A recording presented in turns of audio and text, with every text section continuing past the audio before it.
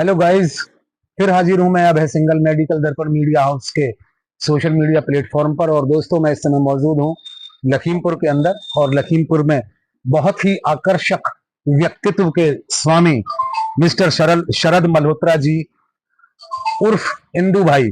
जी हाँ दोस्तों, ये महामंत्री हैं chemist and druggist welfare association पूरे लखीमपुर खीरी के।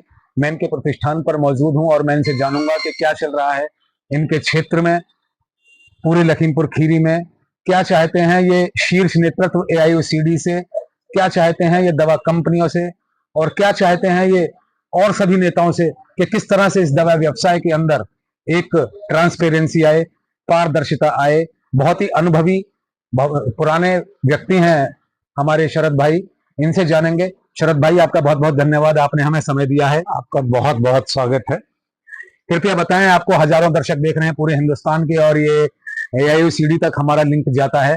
कृपया बताएं कि आजकल क्या चल रहा है आपके क्षेत्र में, दवा व्यवसाय में क्या कमियां महसूस करते हैं, और किस तरह से आप दवा व्यापार चाहते हैं।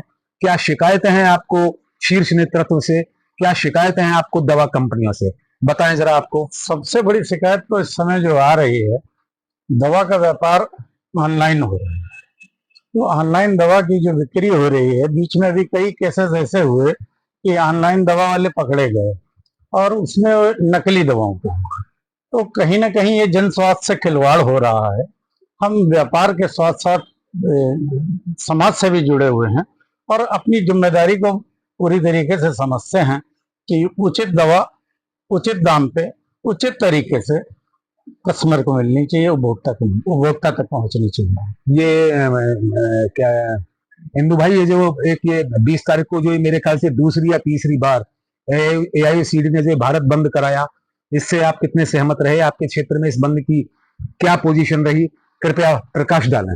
देखिए, हमारे क्षेत्र में तो बंदी पूरी तरीके से असफल ही रही, और क्योंकि पेपर वगैरह में भी लोगों ने अपने पहले ही, हमारी कई इकाइयां हैं, जितने कस्बे हैं या तहसील स्तर हैं, वहां पर हमारी इकाइयां हैं। हमारी इकाई के पदाधिकारियों ने, जब जिले ने यह तय कर लिया कि हमको इस बंदी में शामिल नहीं होना है, और इससे क्योंकि हम आवश्यक वस्तु अधिनियम के अंतर्गत आते हैं, तो हमारा कार्य है। अभी पिछले कोरोना काल में हम लोगों ने बहुत जी तोड़ मेहनत करी और लोगों तक दवा पहुंचाई, लोगों के घरों तक दवा उपलब्ध कराई और दूर दूर तक क्षेत्र में उपलब्ध कराई। तो आम जन को दवा पहुंचनी चाहिए, जो उसके लिए विशेष जरूरी है। यहाँ चूंकि बहुत गरीब कस्बा भी रहता है, जो मात्र एक दिन की ही दवा परचेस कर पाता है, मजदूर आदमी है, दिहाड़ी वाला है, बहुत सी ऐसी दवाइयां हैं जो जन औषधि केंद्र पे नहीं मिलती हैं या अस्पताल में उपलब्ध नहीं होती हैं, वो बाहर से उसको लेनी पड़ती है। अब हम जब दुकान बंद करके बैठ जाएंगे तो उसको दवा कहाँ से मिलेगी?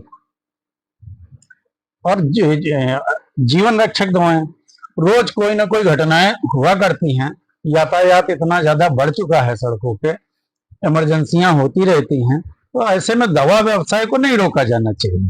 क्या ऐसी बंदी से सरकार पर कुछ फर्क पड़ता है या कुछ पड़ेगा इंदू भाई? मुझे तो नहीं लगता, क्योंकि पिछले वर्षों में हम ये काम कर चुके हैं, उसका कोई परिणाम नहीं निकला।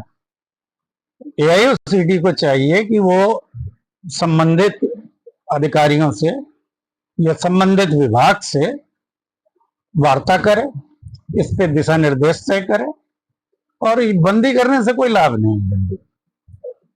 बंदी करना मेरी समझ से पूर्णतः गलत है बंदी करना, क्योंकि हम आम जनमानस को उसकी आवश्यक वस्तु से दूर रख रहे हैं। क्या संदेश देना चाहेंगे अपने इस खूबसूरत साक्षात्कार के अंत में इंदू भाई, आप दवा निर्माताओं को, दवा कंपनियों को, एआईयूसीडी शीर्ष नेतृत्व को, और साथ में जो हमारा आपका ग्राहक है उपभोक्ता को? देखिए, जहां तक मैं समझता हूं कि जो दवा का निर्माण होता है उसमें पूरी पारदर्शिता होती है। सरकार पहले बैच पास करती है, तब उन दवाओं का निर्माण होता है। कितनी दवा बनी, कितनी गोलियां बनी, कितनी कहाँ बिकी, सब सरकार की नजर में होता है। ये पारदर्शी बिजनेस तो है ही है, लेकिन बहुत से कुछ लोग वो पटांग काम किया करते हैं, गलत काम किया करते हैं, उन पे सरकार अपना लेती रहती है, उचित कदम उठाती रहती है। और जब तक आप भी देखते होंगे समाचार पत्र वगैरह में प्रकाशित होता है कि भंडाफोड़ हुआ, तो ये 1 ही 2% अगर आप परसेंटेज में जाएंगे तो ये बहुत ज्यादा संख्या में नहीं है, लेकिन समाज के लिए तो गलत नहीं है। और इनके कामों की मैं कड़ी भर्त्सना करता हूँ कि इस दवा के साथ किसी तरीके का कोई खिलवाड़ नहीं होना चाहिए। और हमेशा मैं अपने व्यापारियों से भी कहता हूँ कि वही दवा बेचें जो वो खुद स्वयं प्रयोग कर सकें उपभोक्ताओं के लिए, कि वो किस तरह से दवा खरीदें, कहाँ से दवा खरीदें। वैसे तो आप यही संदेश देंगे कि पेटेंट दुकान से खरीदें, वहां पर आपको गारंटी है, लेकिन फिर भी अपनी तरफ से भी उपभोक्ताओं को आप कुछ कह सकते हैं। उपभोक्ताओं के देखिए आजकल उपभोक्ता बहुत जागरूक हो गया है, और ये सरकार के कदम से, हम लोगों के प्रयासों से ये एक जागरूकता आई है उपभोक्ताओं में। ये दवा उन्होंने ली, खरीदी, अपना बैच नंबर देखा, उसकी एक्सपायरी देखी, कहीं एक्सपायर तो नहीं है, और बिल लेने का अधिकार उसको है।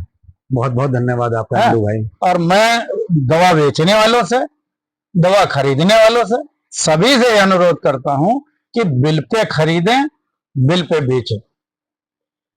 बहुत बहुत धन्यवाद आपका इंदु भाई। धन्यवाद आपको, बहुत बहुत धन्यवाद मेडिकल दर्पण को। और बहुत दिनों के बाद, एक लंबे अरसे के बाद मेडिकल दर्पण मेरे सामने आया, और मेरी समझ से जिले में 5 या 7 ही इसके मेडिकल दर्पण के यूजर थे, जिनमें से मैं एक था। ये आपका सौभाग्य है, आपका प्रेम है सर, कि आप पहले से ही प्रेम करते आ रहे हैं मेडिकल दर्पण से। ये क्या कहते हैं, आपकी जर्रा नवाजी है। अभी जो आपका अखबार का हमने प्रारूप देखा, तो इसमें पन्ने भी बड़े हुए हैं, प्रिंटिंग में भी बहुत बहुत सुधार है, प्रिंटिंग में भी हर क्षेत्र में इसमें सुधार मिला है। और इसमें एक कमी भी हमें दिखी कि जिस वजह से हम मेडिकल दर्पण से जुड़े थे, कि मेडिकल दर्पण ने ही सिखाया लोगों को, कि दवा के दुकानदार को, कि ट्रेड उसका मार्जिन क्या है, उसका कितने % से निकलता है, ये सिखाने वाला मेडिकल दर्पण ही है। और कंपनियों की प्राइस लिस्ट प्लस स्कीम वगैरह भी प्रकाशित होती थी, इस आपके इस संस्करण में वो हमें नहीं दिखाई दिया। और आपसे मैं अनुरोध करूंगा कि आपका जो अगला संस्करण जो भी प्रकाशित हो, उस एक कंपनी की करिए जैसे पहले करते। नहीं सर, पहले विवाद होता था कुछ डील वगैरह कुछ छापने में, तो वो हमने बंद कर दिया है आपस में, क्योंकि सारी इंफॉर्मेशन आपको या रिटेलर्स को वैसे ही मिल जाती है। अब तो वैसे ही मिल जाती हैं, सोशल मीडिया से मिल जाती हैं, कंपनियां भेज देती हैं। पहले आप ही माध्यम थे हम लोगों के पास। ठीक है सर, बहुत बहुत धन्यवाद। बहुत बहुत आभार आपका यहाँ आने के लिए। और मेडिकल दर्पण ज्यादा से ज्यादा मैं ये कहना चाहूंगा कि हमारे जितने दवा व्यवसायी हैं इस पत्र से जुड़े, ये इनके लिए लाभप्रद है, और तमाम तरीके की सूचनाएं आपको इस पत्र से प्राप्त होती रहती हैं। और जितने भी नोटिफिकेशन गवर्नमेंट की तरफ से जारी होते हैं, वो तो हम आपको व्हाट्सएप के माध्यम से भेजते हैं, उनसे अवगत कराते ही रहते हैं। और भी बहुत सी चीजें होती हैं जो रह जाती हैं, वो मेडिकल दर्पण पूरा करता है। तो गाइज, ये थे हमारे बहुत ही प्यारे से क्या कहते हैं नेताजी, हमारे महामंत्री chemist and druggist association welfare Lakhimpur Kheri के। आपने इन्हें सुना, इनकी बात को फॉलो कीजिए, इनकी बातों को अपनाइए, और आपकी बातों को सर क्या कहते हैं हम AIOCD तक भी पहुंचा रहे हैं। ये लिंक वहां भी पहुंचेगा अप्पा जी के कार्यालय में। बहुत बहुत धन्यवाद दोस्तों, थैंक यू वेरी मच। फिर हाजिर होंगे एक नई वीडियो के साथ। धन्यवाद।